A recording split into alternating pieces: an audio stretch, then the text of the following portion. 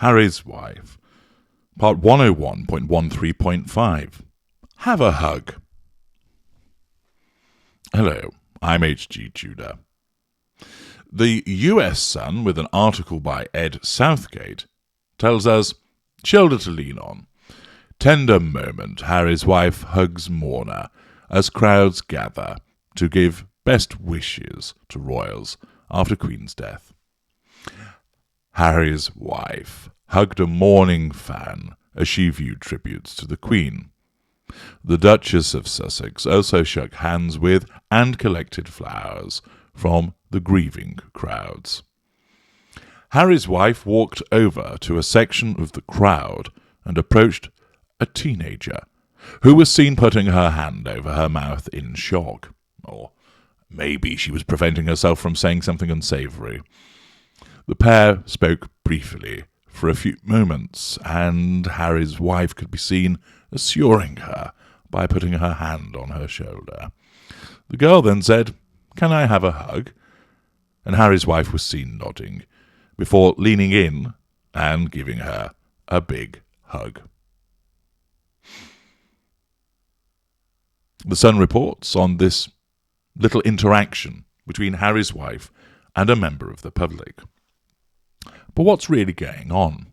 There'll be those, of course, unaware of what she is, thinking, what a touching little moment there as she's given a hug by a member of the public. See, there are people that like her, notwithstanding her unsavoury and unpleasant behaviours. See, she's not a bad person. She's willing to touch the great unwashed.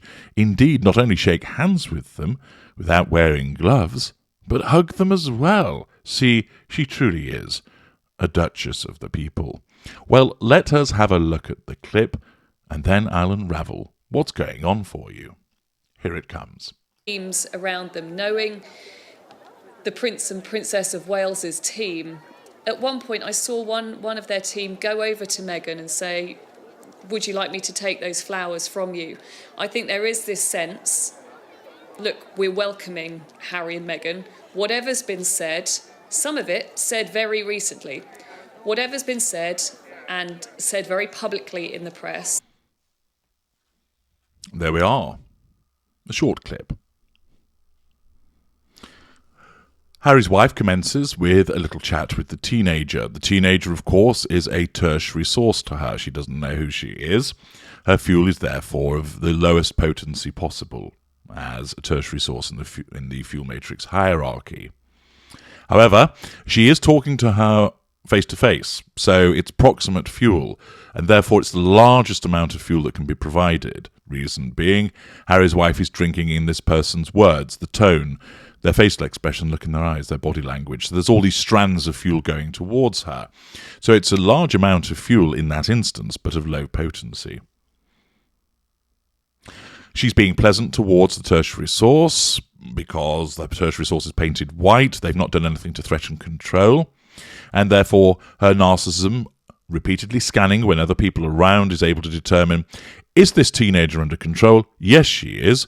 Do we need anything more from her? Yes, let's keep taking the fuel from her. And also, this is good facade management, which is a residual benefit. So, the narcissism continues to guide Harry's wife to have the interaction. The teenager then requests a hug. Now, this could be deemed as a threat to control because it's a request that's being made by an appliance towards the narcissist. However, the teenager is painted white. It's the provision of positive fuel. She hasn't just grabbed hold of Harry's wife and she's asked, thus allowing the sensation of control to remain with Harry's wife. The narcissism then makes the decision, you may have a hug. Why? There isn't a threat to control. Harry's wife is the one who's able to make the decision to grant it. It allows the more drawing of fuel, increased in fact because of the nature of the interaction, not just shaking hands and chatting, but now physical interaction. And then, of course, it's a residual benefit. It's advantageous, once again, for the facade management.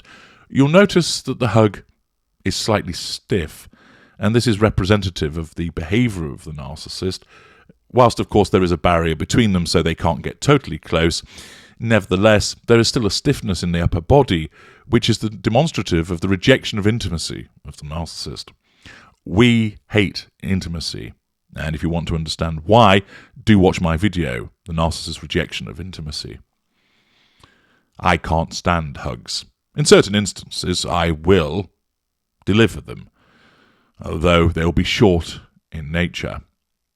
It's a form of intimacy, which my narcissism must reject, and wherever possible, I will avoid them. And one of the worst things that you might do is to approach me and hug me without warning.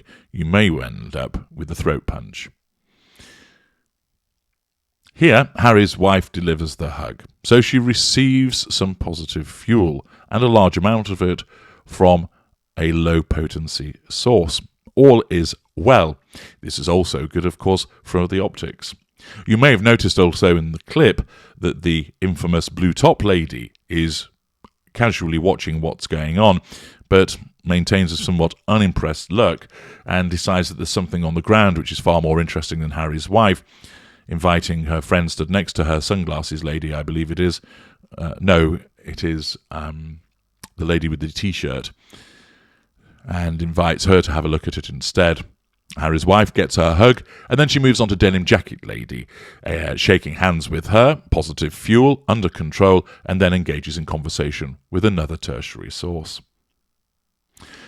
This hug not only provides a large amount of positive fuel and is good for the facade management, but it also is then something that can be utilised by Harry's wife's PR machine thereafter to milk it by bringing up the past, by pointing out, see, member of public hugs her, see, she's not the Wicked Witch of the West, see, people do like her, you racist haters. So this incident was all good for Harry's wife, other than a slightly icky feeling as a consequence of this intimacy, but her narcissism was able to conquer that as a consequence of the benefits that were accrued, namely the large amount of fuel from the hug itself, alongside the control given and the ongoing residual benefit of facade management. I'm H.G. Tudor. Thank you for listening.